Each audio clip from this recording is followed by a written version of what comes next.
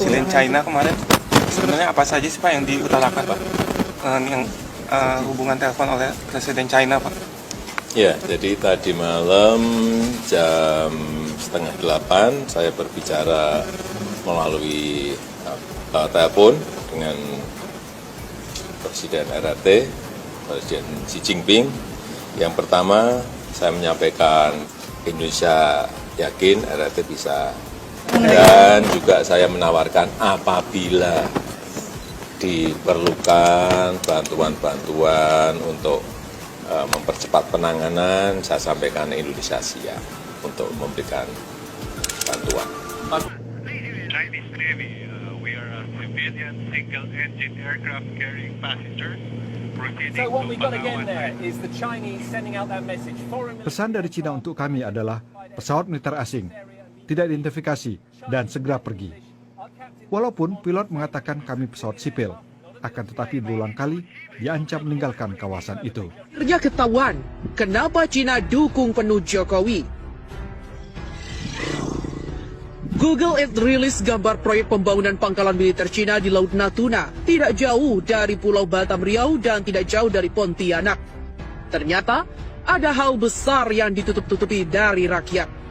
Potensi terbesar dalam memaksakan kehendak untuk tetap berkuasa, terkesan ada yang ingin diselesaikan.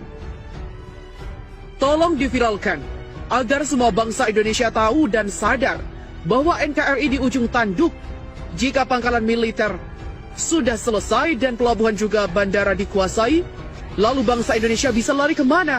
Mungkin akan diberangus.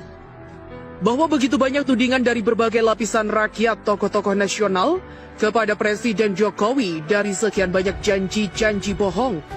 Dari buat aturan-aturan yang menguntungkan asing atau Cina Tiongkok, dari ekonomi Indonesia yang salah kelola atau sengaja dibangkrutkan, sehingga Indonesia menuju kebangkrutan ekonomi, sampai RUU HIP yang dianggap melanggar pasal 2. Pidana karena usaha merubah Pancasila yang kemudian banyak tokoh-tokoh masyarakat dan rakyat yang dengan keras meminta Jokowi mundur.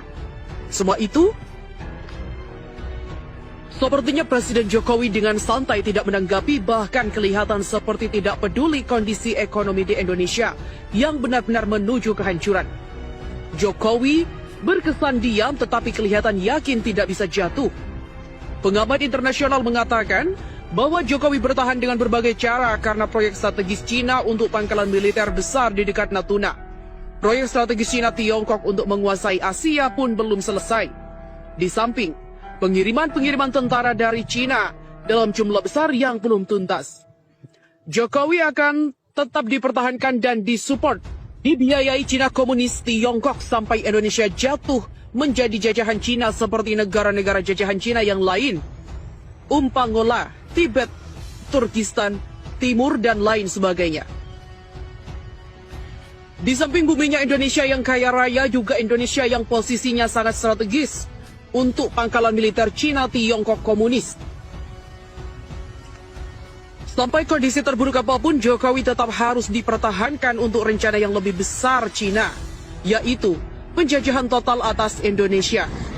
Jika tekanan terhadap Jokowi hanya aksi yang sporadis, dipastikan Jokowi tidak akan goyang sedikit pun karena kuatnya dukungan Cina Komunis Tiongkok.